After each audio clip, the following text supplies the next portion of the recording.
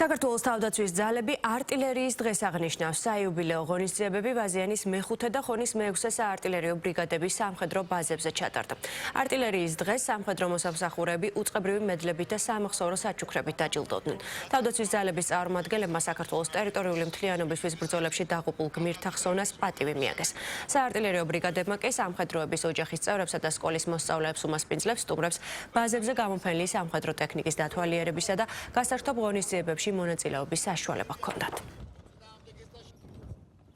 Დღევანდელი დღე მინდა მიულოცო მოქმედ და ყოფილ არტილერისტებს.